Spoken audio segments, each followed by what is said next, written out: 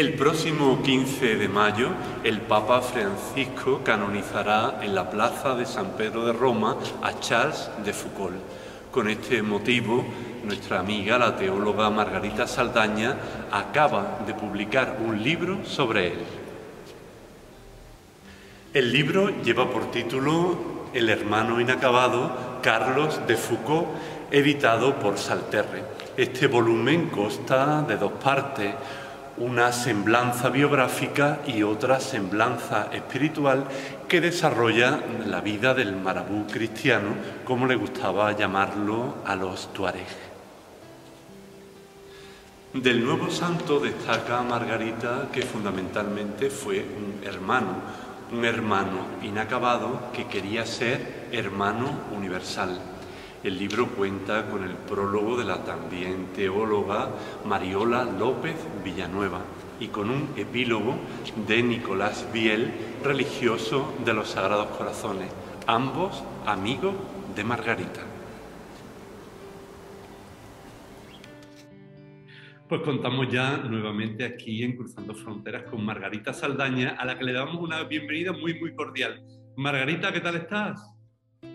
Hola Fernando, muy bien, muchas gracias por invitarme otra vez a este programa tan querido, Cruzando Fronteras. Pues nada, ya sabes que es un placer, además teniendo ya aquí en mis manos este maravilloso libro, porque hay que decirlo así. A Margarita últimamente le han empezado ya a llover las reseñas del libro y le están sacando literalmente los colores, porque están diciendo cosas muy bonitas, como por ejemplo Pepe Losada muy recientemente. Una portada que también, aunque bueno, el plan diseño la editorial es una idea de Margarita y a mí me parece que es un acierto total.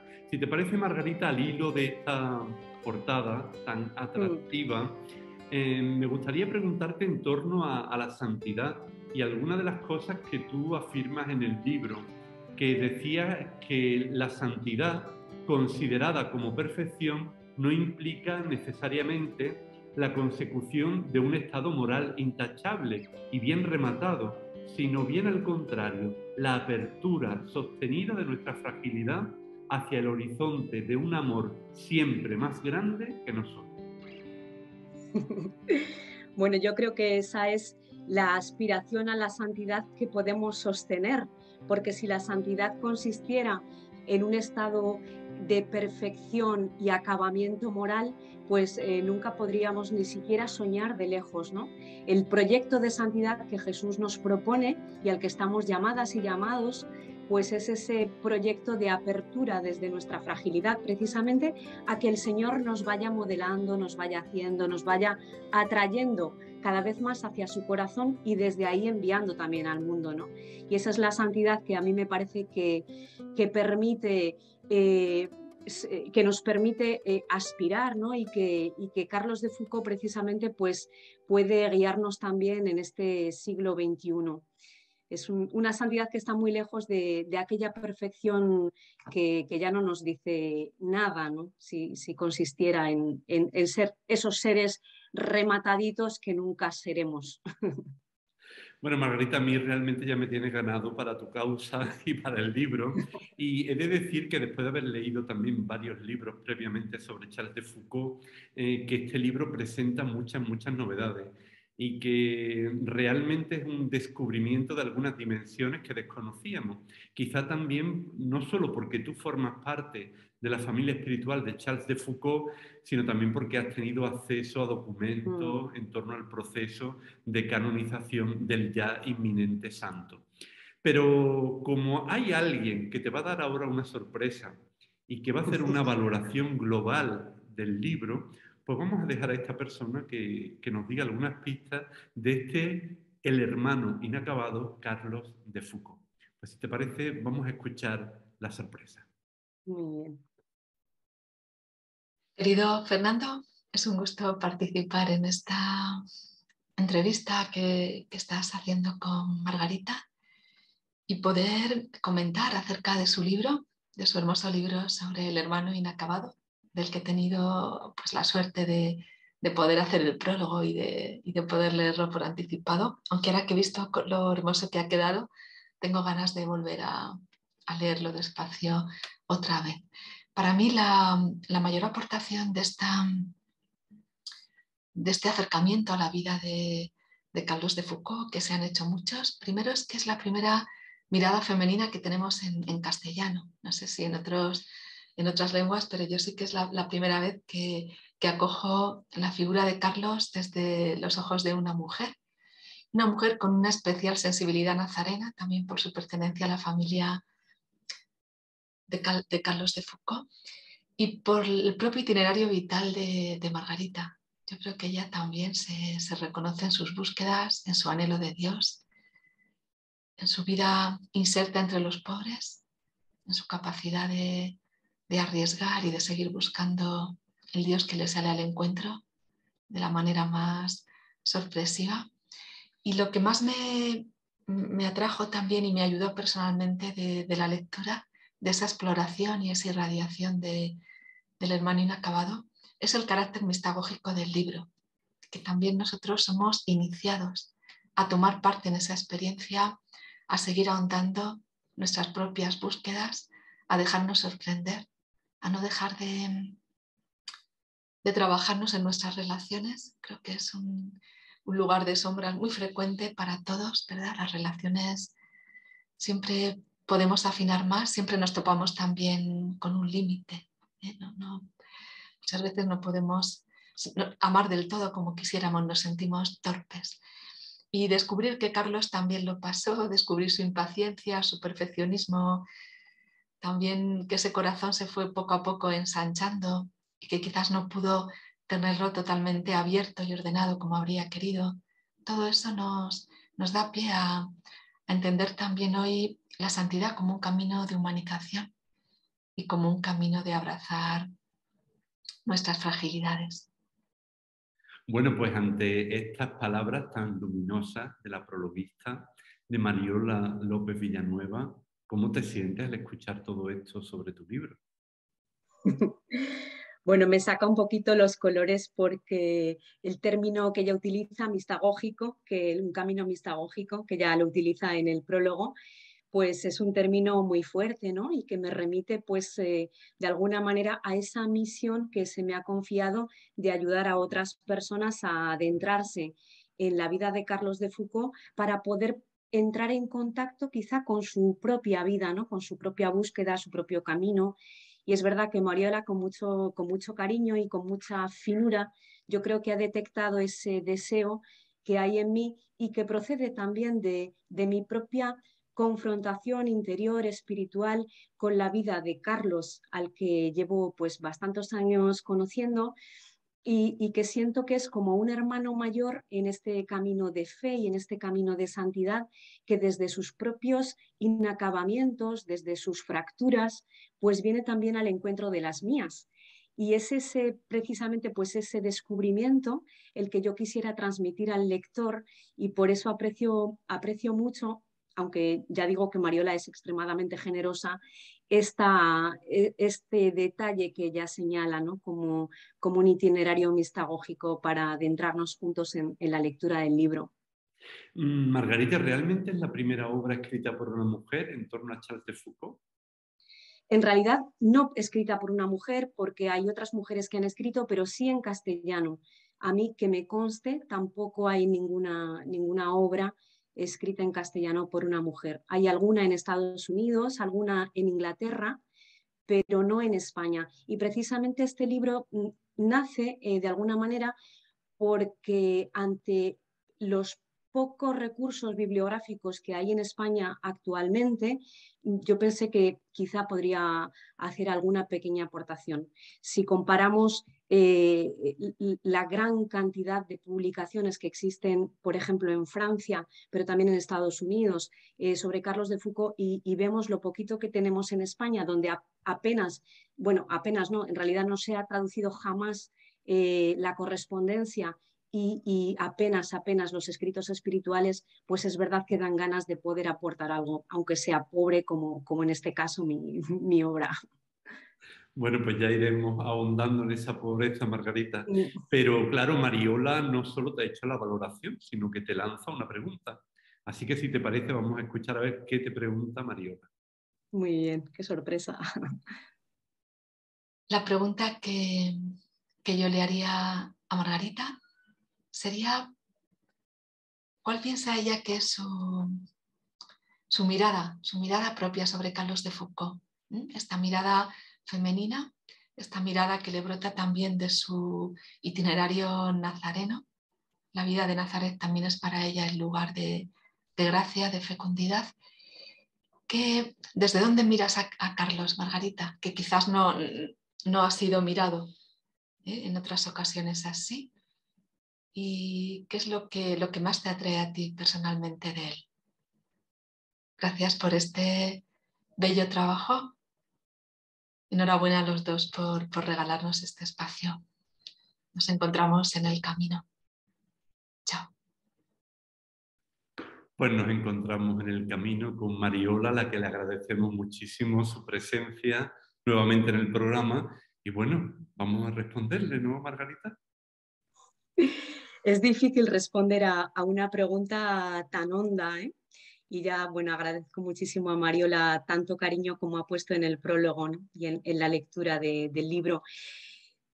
Yo diría que miro a Carlos desde dos ángulos complementarios. El primero es desde la buscadora que yo misma soy, ¿no? Yo creo que soy una buscadora de Dios, una buscadora de sentido, una buscadora de relaciones, de profundidad en la relación, y Carlos es un hombre que ha pasado toda su vida buscando.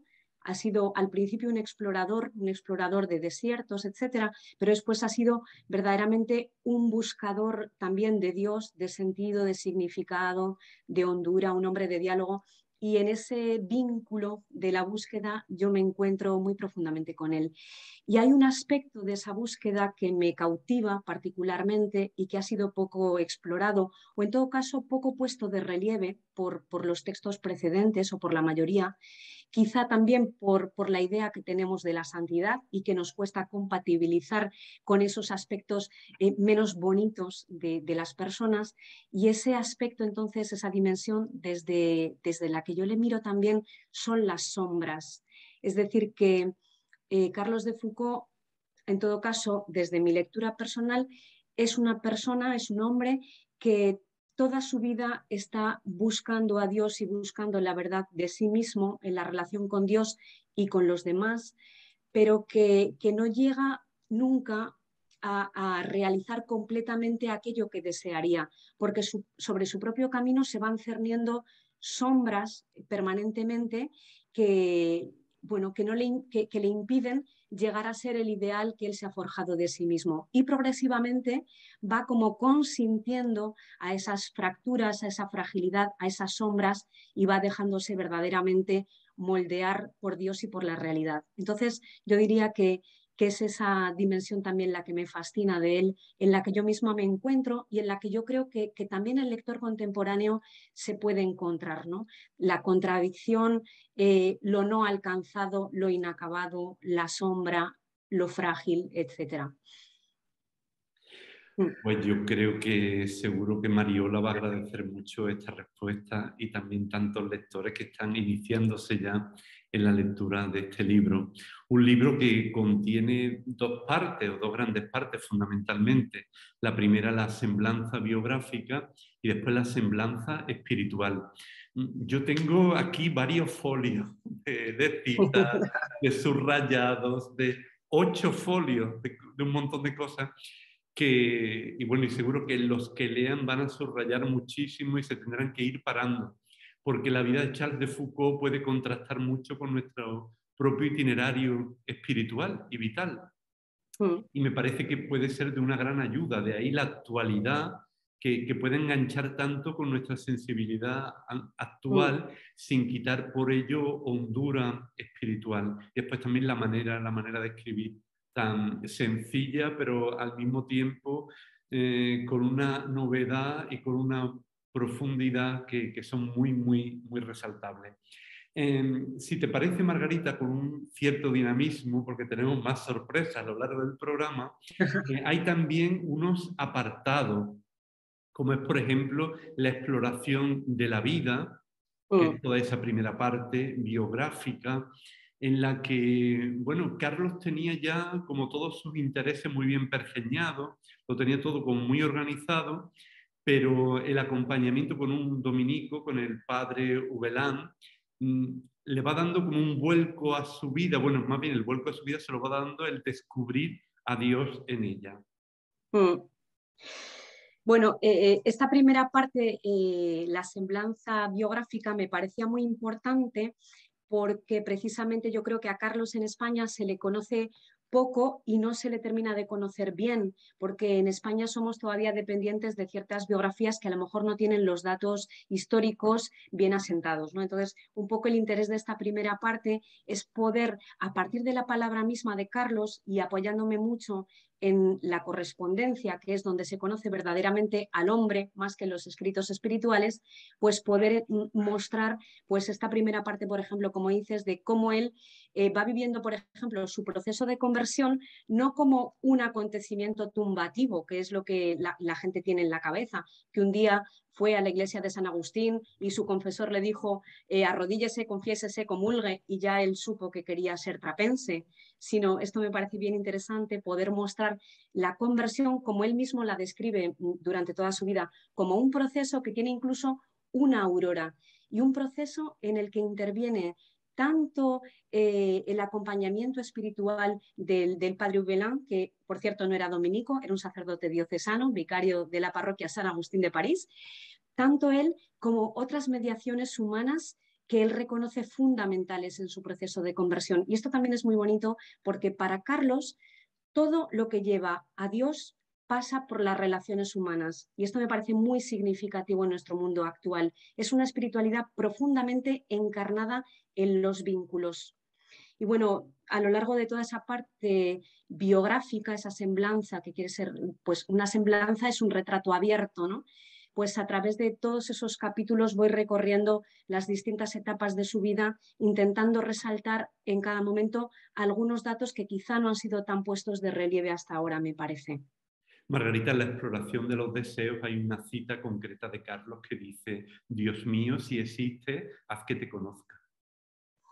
Esa era su oración cuando él vuelve de Marruecos y ya empieza a plantearse ese deseo que se despierta en él, ¿no? de volver a la fe. Cuando él se define todavía como agnóstico, él nunca se ha definido como ateo, pero cuando no sabe si Dios existe, se atreve incluso a orar con esta oración que está al alcance de cualquiera que busca la fe, ¿no? Dios mío, si existes, haz que te conozca. Y es muy curioso porque después a varios amigos suyos también agnósticos, a lo largo de su vida, él les propondrá que recen esta oración si quieren encontrar la fe. Sí. Interesante. Y claro, tú también destacas en el libro cómo todo el mundo sabe que el primer efecto del amor es la imitación, que es lo que comienza haciendo Charles.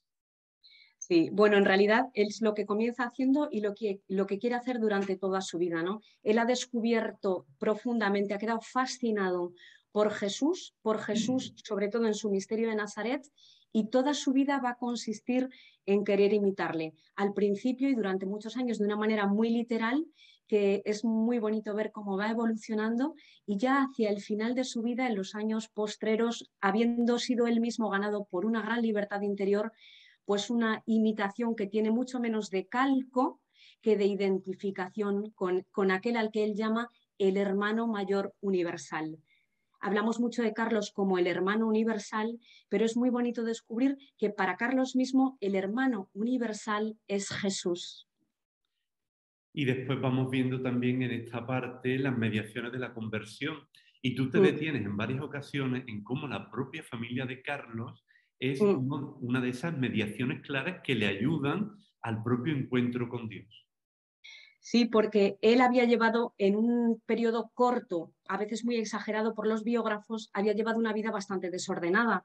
Y entonces él queda muy impresionado porque cuando da un paso de regreso hacia su familia, él dice que le recibieron con el mismo amor que hubieras podido esperar si nunca les hubiera fallado. Él hace una experiencia muy profunda de sentirse recibido en el seno de su propia familia como el hijo pródigo. Y además, y esto también es muy interesante, yo creo, para los tiempos que vivimos, su familia y particularmente su tía y su prima, que son las dos personas que colaboran muy estrechamente con Dios y con el padre Ubelán en la conversión de Carlos, no le predican nada, él aprecia y toda su vida recordará que sin hablar, solamente por el testimonio de su vida, por la manera de recibirle, de quererle, de no reprocharle nada, de no pasarle facturas, le mostraron el rostro misericordioso de Dios. Parece recontra interesante. Sí, realmente. Y hay también algo que solía repetir el padre Ubelán, que fue muy iluminador para Carlos, que es esto de ocupar el último lugar.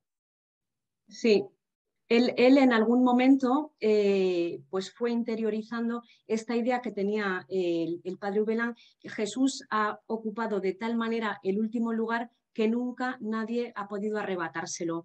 Al principio Carlos va a leer esta cita o esta expresión desde el lugar en el que él se encuentra, ¿no? Es un hombre que acaba de triunfar en la academia científica con su exploración de Marruecos, bueno, un hombre con un gran bagaje humano, un gran patrimonio, etcétera. Y él dice, ¿cómo podría yo cruzar la vida en primera clase cuando aquel al que amo la ha cruzado en tercera clase?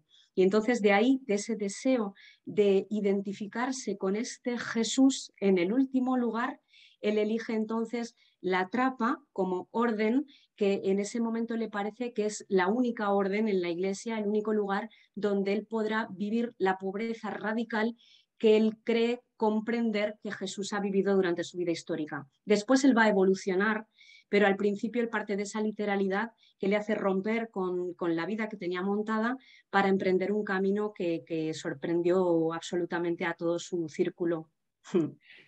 Y también, claro, en el libro hace la exploración de este claustro del que estamos hablando ahora mismo, cómo ese joven monje descubre ahí en la trapa la hondura de la vida nazarena y va forjándose una imagen muy rica de ella. Sí, y algo que a mí me parece interesante subrayar es que Carlos en la Trapa además va a encontrar, yo creo que casi por primera vez en su vida, a los pobres reales, porque muy pronto él va a ser enviado a Siria, como él lo había pedido ya, y entonces ahí en Siria él va a encontrarse con la gente que trabajaba para el monasterio, con los vecinos, etc. Y estos pobres reales de carne y hueso, que él no había tenido la ocasión de frecuentar durante su vida, le van a reenviar a otro aspecto de la pobreza y de la pobreza de Jesús que le va a interrogar profundamente. Entonces él va a decir, pues nosotros somos pobres para los ricos, pero para los pobres no somos pobres. Y esta experiencia va a empezar a aguijonarle interiormente y va a hacerle descubrir otro ideal de vida que finalmente le llevará a abandonar la trapa después de 7 años. Uh-huh. Y claro, vas también explorando los márgenes, que esto nos resulta muy actual. Y el mejor medio que se le ocurre a Carlos es instalarse en Nazaret. Sí, bueno, como él busca identificarse con este Jesús que ha ocupado el último lugar en Nazaret, pues dice, pues yo voy a ir literalmente a Nazaret. Y yo llamo la exploración de los márgenes a este capítulo de su vida, porque él mismo se convierte en un personaje completamente marginal, incluso ficticio. Él se convierte en criado de las clarisas cuando en realidad él no tiene nada de criado, pero bueno, vive durante 2 años y pico como sacristán, haciendo recaditos y tal.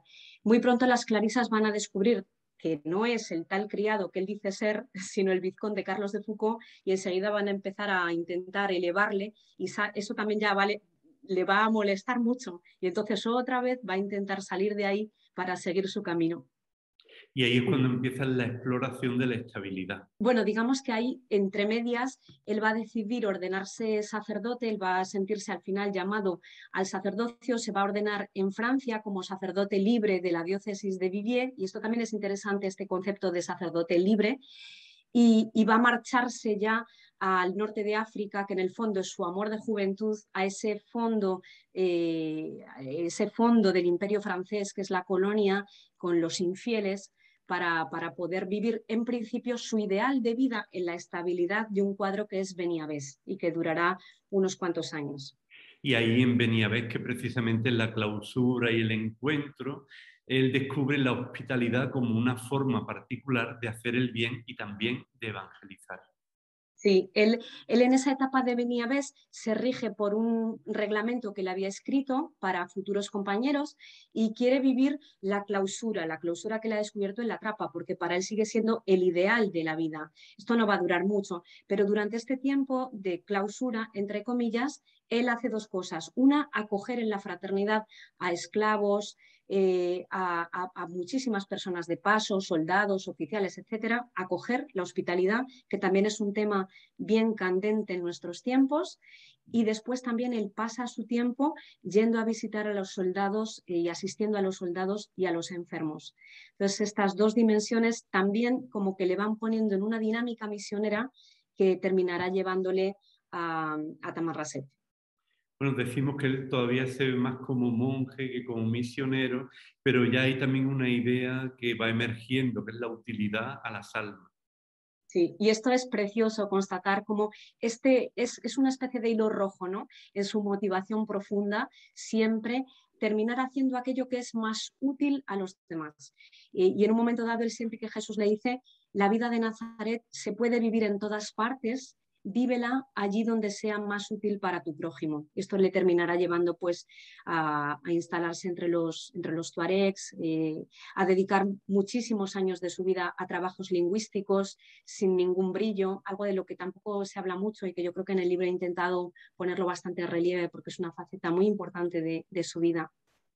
Y además que esa faceta de la que habla supone para él una gran tensión, porque le llevaba mucho tiempo y también, Sí, claro, toda esta parte más científica, lingüística, también quería sí. estar sirviendo a la gente. Es una tensión en él que él va también poco a poco solucionando de algún modo, ¿no? Él va integrando, yo creo, el hecho de vivir en tensión permanente, porque él hasta el final de su vida, en su correspondencia, expresa miles de veces, tengo muchas ganas de terminar los trabajos lingüísticos para poderme dedicar más a la oración, a las almas y al santo trabajo de las manos, que para él sigue siendo como un ideal. Pero en el fondo esos trabajos lingüísticos que él estaba realizando por dos motivos, uno para poder dar herramientas a los militares para poder entrar en contacto más estrecho con la población y otro para preparar el camino a los futuros misioneros, este trabajo termina llevándole durante años más de 12 horas diarias. No sé si nos damos cuenta de la amplitud, 12 horas diarias. Y entonces, cuando nos imaginamos a un Carlos de Foucault en adoración perpetua delante del Santísimo Sacramento, pues evidentemente, si lo contrastamos con la realidad de sus jornadas, tenemos que ir como borrando ese cliché y asumiendo un modelo de santidad justamente mucho más encarnado en lo ordinario, en lo pequeño, en lo oculto y en el fondo en lo que está al alcance de todos nosotros, que somos personas pues, que también tenemos que pasar muchas horas de nuestra vida en trabajos múltiples y variados y no tanto delante del Santísimo Sacramento.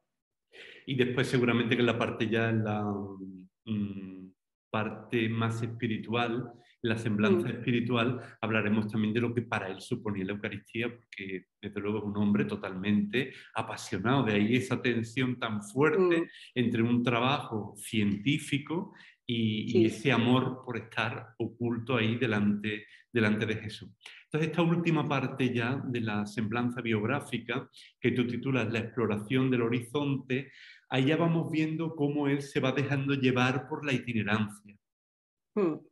Sí, por la itinerancia y fíjate que también es muy bonito por las circunstancias, porque para él, que es un hombre muy forjado también por la obediencia y por la obediencia monástica, es siempre muy importante contar pues, con la autorización con su director espiritual, el padre Houellin, etcétera. Pero cada vez más él va ganando mucha libertad interior para poder escuchar la voz de Dios que le va conduciendo, no a través de revelaciones. Carlos de Foucault no es un místico que haya tenido revelaciones, ninguna revelación.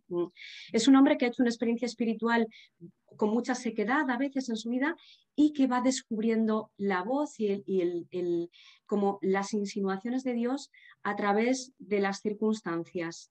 Y en esas circunstancias él va interpretando si tiene que quedarse, si tiene que irse, etc. Eso yo creo que también es para nuestra vida que requiere tanto discernimiento, es una herramienta que nos puede ayudar a entender y a utilizar bien.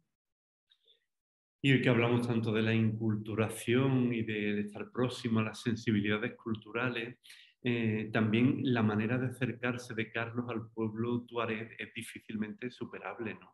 Mm. Sí, la verdad es que yo creo que es el primero, el primero que ha logrado inculturarse de una manera, de la manera que ha podido ser la suya, porque no podemos ser anacrónicos. Él tiene una visión de la colonia, él tiene una visión de la superioridad de la raza europea, etcétera. Pero dentro de esa burbuja intelectual en la que él vive y que no puede ser de otra manera porque es su contexto, él ha taladrado, ha perforado por las elecciones concretas de su vida y es el primero que ha vivido verdaderamente entre los tuaregs, porque no olvidemos que en aquella época y allí donde él vivía, pues había muchos militares, o sea, era una colonia, era una zona ocupada y había militares, había oficiales, había soldados, etcétera, franceses. Pero esta gente vivía pues todos en los campamentos militares, en los fuertes, etcétera. Vivir con la población, como la población, con un deseo de evangelizar por la presencia. Esto es algo que Carlos ha sido el primero en hacer, porque en aquella época también estaban los padres blancos, los padres espiritanos, que eran los encargados oficiales de evangelizar estas zonas coloniales, pero ellos no vivían como Carlos en medio de la gente. Esto es lo que hace de él, como él dice, un monje misionero, pero no misionero, pero al final de su vida ya va aceptando que él es misionero, aunque no como los misioneros que se conocían hasta entonces. Y por eso también la tensión, ¿no? ¿Cómo se puede definir él respecto a ciertos parámetros que no le corresponden, ¿no? Lo que le define como misionero finalmente es ese fuego de la misión, ese deseo de llevar la presencia de Jesús por la Eucaristía y por el testimonio de vida. Él dice, mi presencia seguramente hará muy poco de bien, pero la presencia de Jesús hará mucho. Y ya en esta parte final de la semblanza, así sintetizando muchísimo, tú vas viendo también, nos vas dando rasgos de cómo hay una evolución en la idea de pobreza estricta y Carlos se va abriendo a la caridad. Sí, bueno, la caridad es algo que está muy presente a lo largo de toda su vida. La pobreza está también muy presente como ideal, pero lo que es muy bonito de constatar es como este ideal, como que no es que se vaya aflojando y disolviendo, sino que va quedando relativizado justamente por otros valores, como el valor de compartir la vida, el valor de no disponer del propio tiempo. Entonces va quedando esta pobreza que en algunas épocas más primitivas es un poco rígida y acartonada, va quedando como suavizada, incluso yo diría adquiere matices de gran ternura más hacia el final de su vida. Ayer leía yo justamente una carta de un periodista explorador que pasó unos días con él y que contaba cómo por error él le invitó a comer, el explorador a Carlos le invitó a comer un viernes y Carlos le decía, hoy no puedo comer esta carne tan buena porque es viernes. El otro le decía, no, que hoy es jueves, que hoy es jueves. Y dice, bueno, y al final el padre comió, comió y no se hizo ningún problema.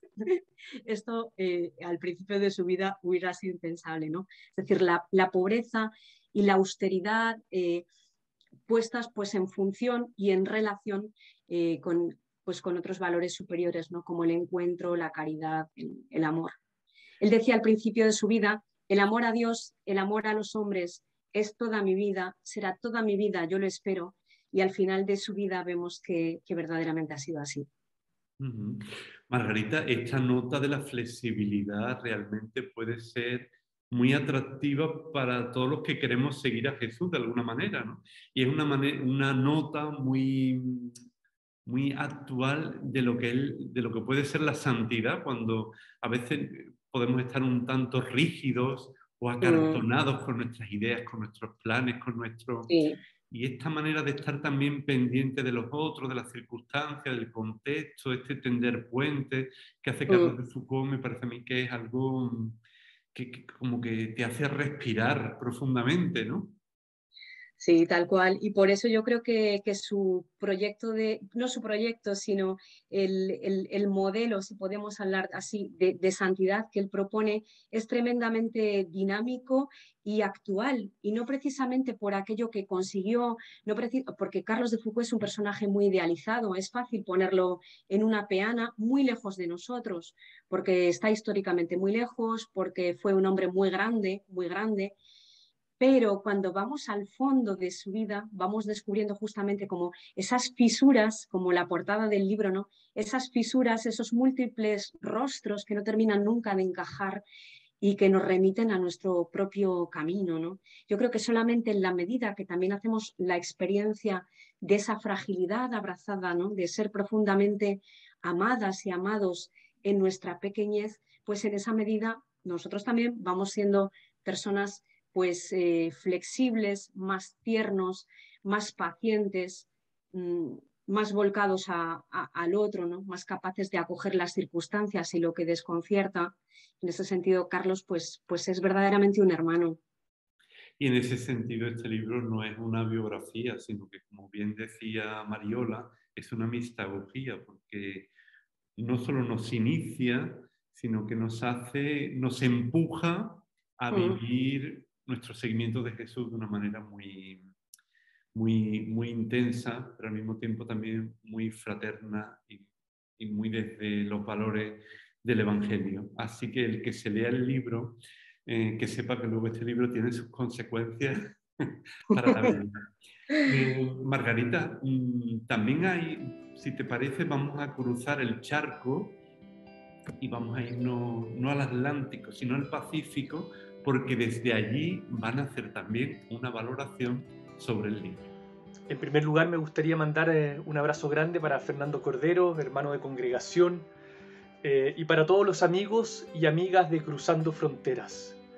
En el día de hoy estamos conversando, bueno, con Margarita Saldaña, que nos ha regalado su última publicación, El hermano inacabado, este libro que ha salido por Salterre recientemente, con un precioso prólogo de Mariola López Villanueva. Creo que es un gran aporte para dos tipos de público, es decir, para aquellos que ya nos hemos acercado a la figura de Carlos de Foucauld, vamos a entrar por un ángulo poco conocido, profundamente humano y apasionante. Y para aquellos que se están introduciendo en la figura de este futuro santo de la Iglesia, creo que es muy importante la visión, la mirada que nos ofrece Margarita en este precioso libro. Tengo la impresión de que Carlos de Foucauld es cada vez más contracultural y al mismo tiempo su espiritualidad está cada vez más vigente. Solo por nombrar dos aspectos, en una cultura de la seguridad que valoriza el tener toda la vida planificada, todo organizado, Carlos de Foucauld y su vida, su testimonio nos habla de nuevos comienzos, de riesgos, de itinerancias, de nuevas partidas, y eso es de enorme belleza. En una cultura donde el valor está en sobresalir, en visibilizarse, la vida de Carlos de Foucauld nos habla de la belleza de esos amores anónimos, como los viajeros nocturnos, de esos amores cotidianos, de esos amores pequeños y sencillos. Creo que, y finalmente, creo que el mayor aporte de esta nueva publicación de Margarita Saldaña tiene que ver que Carlos de Foucauld es un gran compañero para seguir profundizando y acercándonos y enamorándonos cada vez más de la persona de Jesús de Nazaret. Así que estoy muy contento de haber podido participar de esta publicación y felicito a Margarita nuevamente por su trabajo, por su fineza espiritual, por su hondura, por su lenguaje sencillo, que sea un libro para todo público, para todas las comunidades en distintas partes del mundo.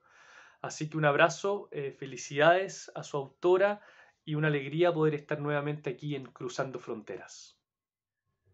Pues una alegría contar con Nicolás Biel. Y bueno, Margarita, ante todo esto que nos dice Nico, bueno, ¿qué le responde?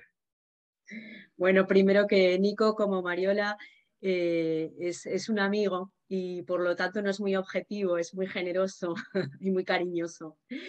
Y ha sido verdaderamente un placer y una alegría muy grande poder contar tanto con Nico como con Mariola para rodear este texto, como para abrazarlo. Me gustaría decir porque yo siento profundamente que Carlos de Foucault no nos pertenece a nadie. Sobre él se han dicho muchas cosas y se seguirán diciendo, pero Carlos no es patrimonio ni de la familia espiritual, ni siquiera de la Iglesia. Y por eso yo tenía un interés muy grande en que mi palabra, que es mi visión personal, pues fuera como precedida y acompañada del principio al final por la palabra de otros testigos, ¿no? De otras personas que se dejen como abrazar también por este hermano, ¿no? Y entonces, bueno, pues contenta de saber que Nico considera que este libro puede llegar a estos dos tipos de público a los que verdaderamente pues yo quisiera poder como ayudar a descubrir un poquito más. A Carlos no es fácil, a los habituales de Carlos, decirles cosas nuevas y yo esto lo he intentado por medio sobre todo de las citas que utilizo. Como decías tú, creo al principio, Fernando, yo tengo la suerte de participar en un equipo de investigación sobre la figura de Carlos que nos da acceso a los escritos inéditos, a los archivos de la postulación. Y gracias a este acceso a textos que no están al alcance pues de la mayoría de las personas, he podido rescatar algunos extractos que se traducen o que se publican casi por primera vez. Y esto es verdad que a las personas que conocen a Carlos, pues sí que les está resultando muy novedoso porque encuentran no las citas clásicas, sino unas citas que les sorprenden. Y después también para mí era un desafío muy grande poder presentar a Carlos de Foucault a tantos lectores que nunca tendrán acceso a las grandes obras, a las grandes biografías de las que sí disponemos en castellano, de Antoine Chatelard, de Jean-François Six. Hay mucha gente que para empezar, para entrar en este camino de conocimiento de Carlos de Foucault, necesita un texto más sencillo y más al alcance, ¿no? Y me alegro mucho de que Nico considere que, bueno, pues tanto por la forma como por el lenguaje, este libro puede lograr ese objetivo sencillamente. Así que muy contenta, muy agradecida. Y además Nico tiene dos preguntas. Vamos con la primera pregunta. A ver, Nico. Quizás como pregunta, ¿no? Yo miro la vida, el camino, las búsquedas, los nuevos comienzos de Margarita y le digo, bueno, después de tantos años fascinada con la figura de Carlos de Foucault, si tuvieras que hacer una síntesis, ¿qué es lo que más te apasiona de este itinerante, de este viajero nocturno, de este hombre lleno de amores y de pasiones? Pues hay un punto crucial entre la vida de Carlos y la mía que se llama Nazaret. Y lo que a mí me apasiona en el itinerario de Carlos, que intento poner de relieve en el libro, es la evolución que él mismo va haciendo de este ideal de vida que para él es Nazaret. Él parte de una idea muy monástica, una visión muy rígida de la vida de Jesús en Nazaret y poco a poco va evolucionando hasta descubrir que Nazaret puede vivirse en todas partes, ¿no?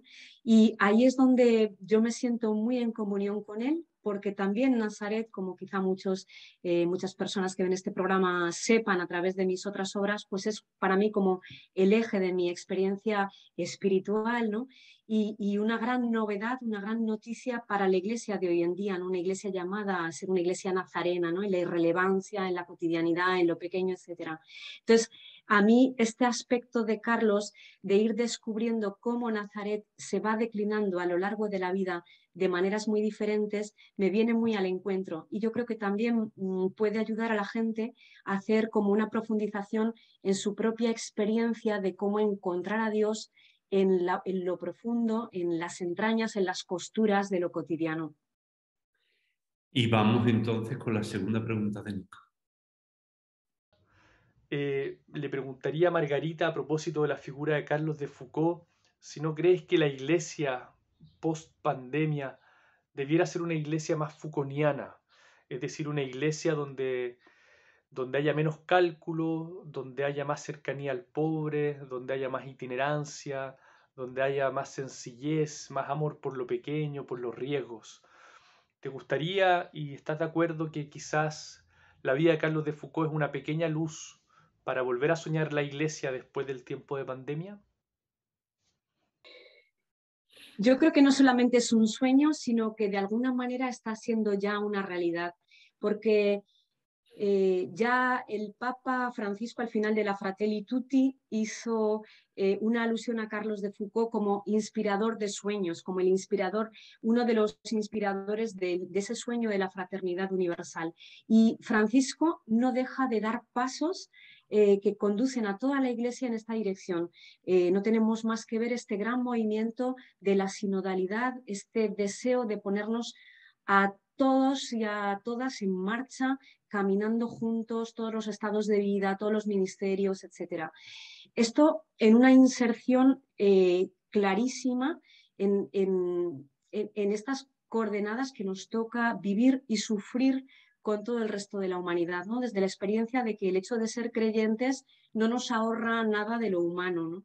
Y es, bueno, por ejemplo, por hacer mención a este capítulo tan doloroso de los abusos, ¿no?, en el seno de la Iglesia, que muestran su fragilidad, pero también la oportunidad de poder vivir desde una verdad más profunda y desde una búsqueda de justicia hacia las víctimas. Yo creo que es un detalle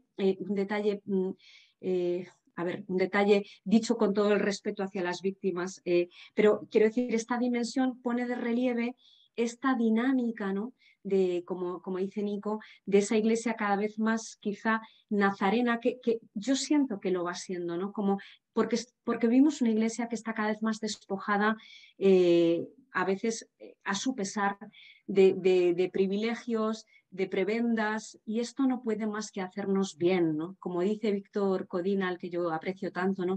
Estamos siendo hacia una iglesia cada vez más nazarena. Entonces, es un sueño, es un horizonte, es un adviento permanente, ¿no? Es un ya sí, pero todavía no. Entonces, también a nosotras y nosotros, pues de hacer los pasos, ¿no?, para que este sueño vaya siendo verdad.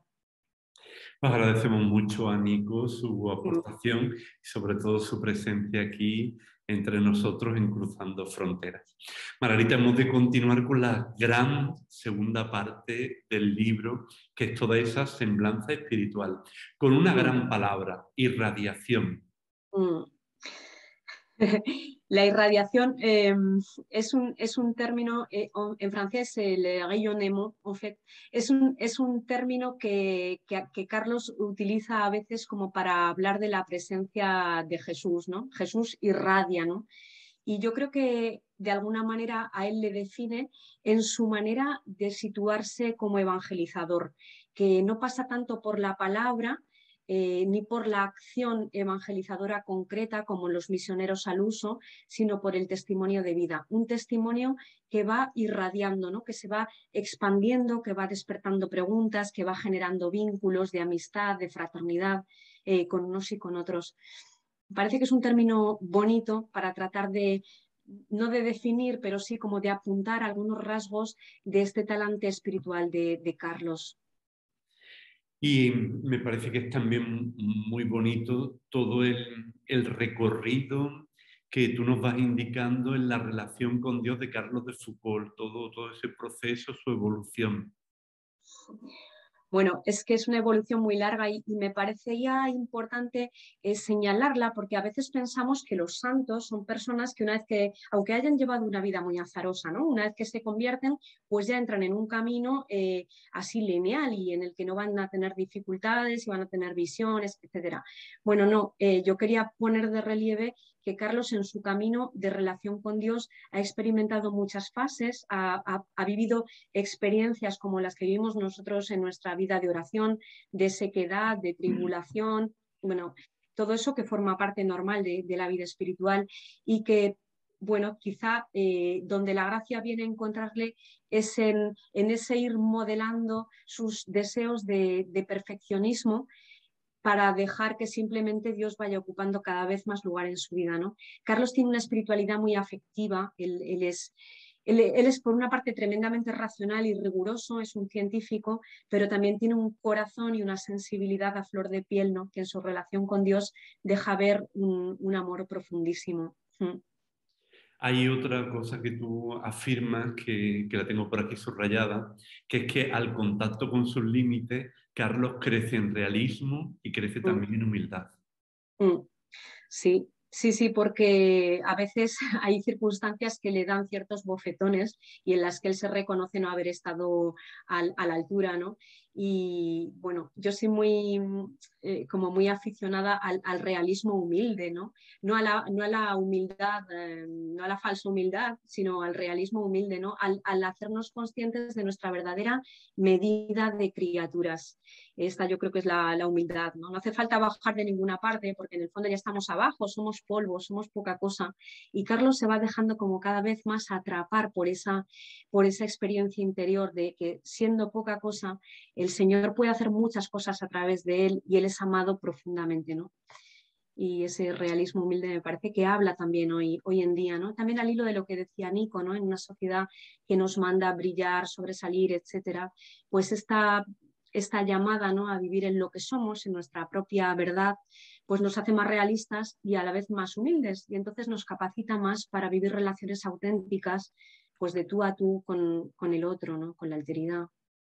Y en esta relación con Dios también es fundamental el papel que a lo largo de toda la vida de Carlos juega San Juan Crisóstomo. Bueno, Carlos es un lector infatigable de San Juan Crisóstomo, tenía sus obras completas en 3 juegos, como de Santa Teresa y de San Juan de la Cruz. Son sus 3 grandes autores espirituales. Y él se inspira muchísimo en San Juan Crisóstomo, cuyas obras copia y recopia. Carlos ha escrito mucho a lo largo de su vida, pero también ha copiado una enorme cantidad de libros que a él le resultan significativos, como para tenerlos, para grabarlos en su corazón, ¿no? Y el Crisóstomo es uno de ellos, es una fuente muy segura en todo lo que toca a la Eucaristía y también a la relación con el pobre. De San Juan Crisóstomo, en San Juan Crisóstomo él se inspira para vivir esa relación de unidad entre el Dios que se manifiesta en la Eucaristía y el Dios que se manifiesta en el pobre a través de Mateo 25. Uh-huh. Y después, Margarita, ¿qué destacarías de todo ese gran apartado de la evolución del ideal de Carlos? Yo destacaría sobre todo su vínculo profundo y esencial con lo que podemos vivir nosotros hoy. Esto es lo que, por eso esta clave de la evolución me parece fundamental. Por esto que comentábamos al principio de la santidad entendida como apertura sostenida a la obra de la gracia en nosotros. Es decir, que Carlos cuando empieza ese proceso de conversión, busca la vida religiosa, busca la trapa, luego va a Nazaret, él podríamos decir que visto desde afuera es una persona que no para de cambiar, parece un inestable permanente. Pero visto desde adentro, toda la evolución queda integrada y cobra un sentido porque aún hay un hilo rojo que va cosiendo toda su historia, que es la persona de Jesús. Esta persona de Jesús permanece como un eje que no se mueve nunca, en torno al cual va girando toda su vida, que tiene capítulos muy diversos y variados, todas sus tensiones, todas sus contradicciones.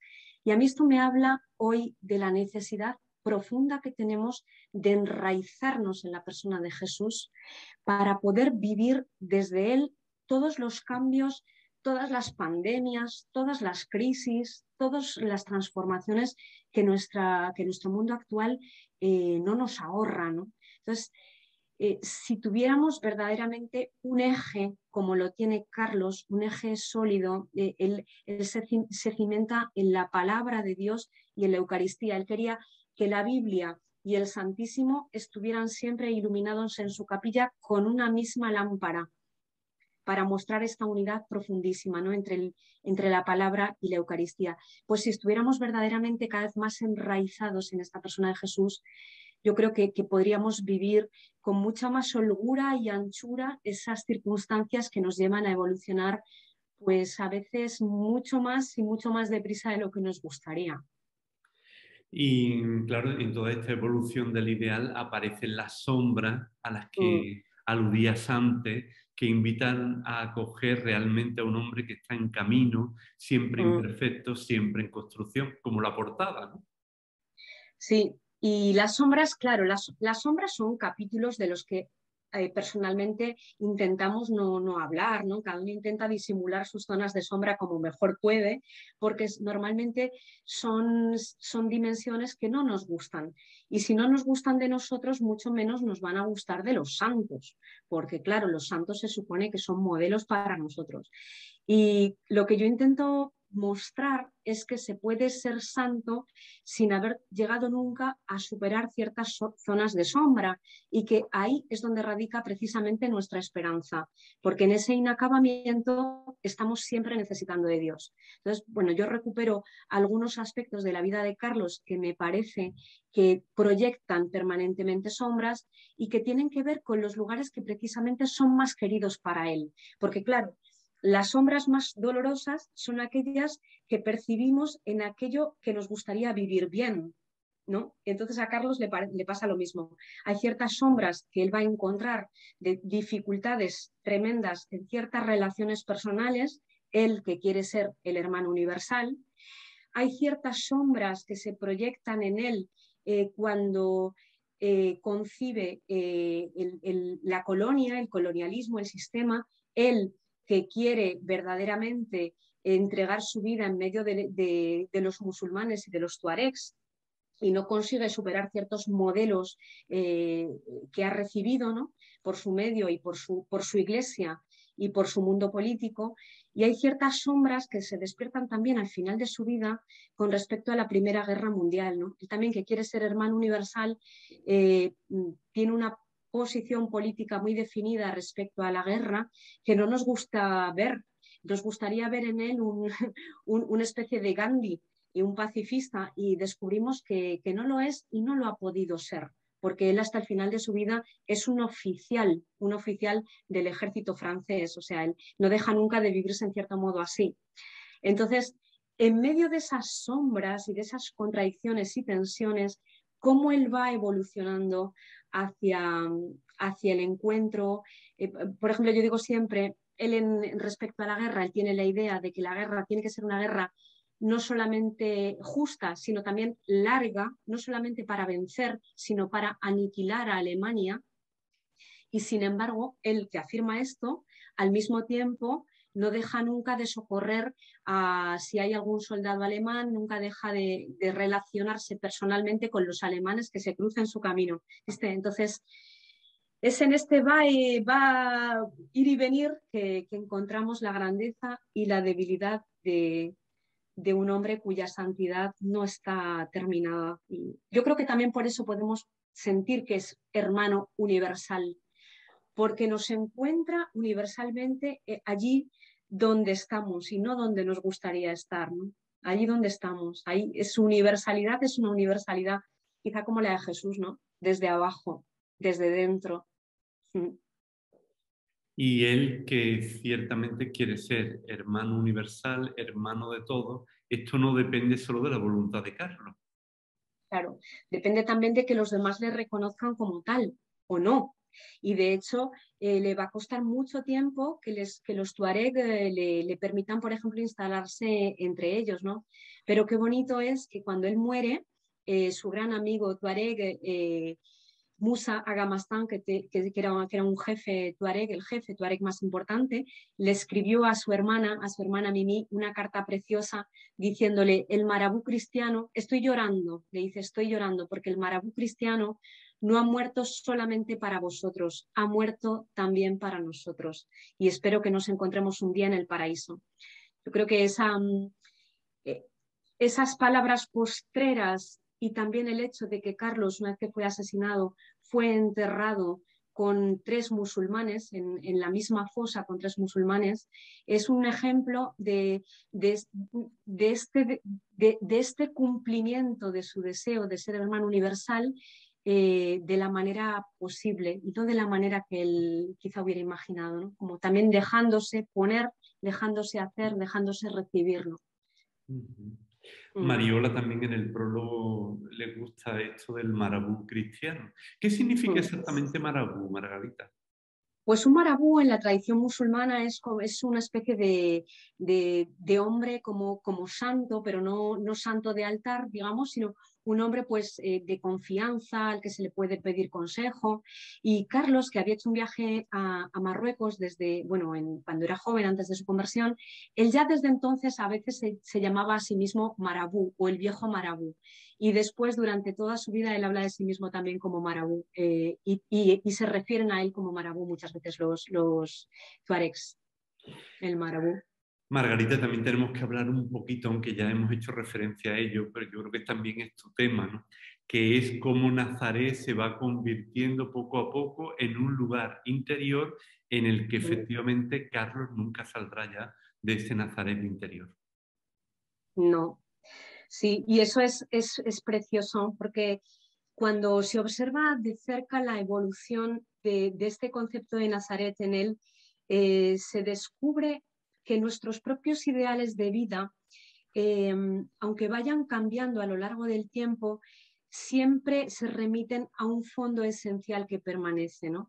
Y en el caso de Carlos, como en el mío, ¿no? Por esta pasión que yo siento por este misterio de la vida de Jesús, pues es precisamente el Nazaret vinculado a no tanto, como diría yo, al ocultamiento, a lo que es este concepto de vida oculta, aislada, retirada del mundo. Esto es para Carlos una primera etapa, pero después esto va evolucionando a una visión de Nazaret mucho más encarnada, mucho más próxima a lo que pudo ser la realidad histórica, ¿no? De la vida de Jesús en Nazaret y a lo que es nuestra propia vida, ¿no? Es decir, una visión de Nazaret como la cotidianidad vivida con hondura, ¿no?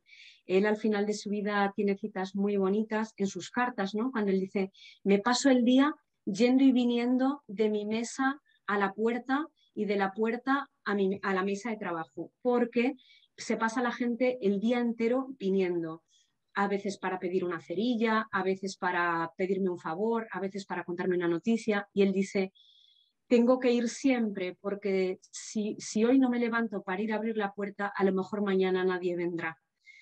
Y esto para mí es una manera muy encarnada y muy profunda de haber descubierto que Dios está ahí, en esa cerilla, en ese puñado de dátiles, en ese favor, ¿no? Dado, recibido.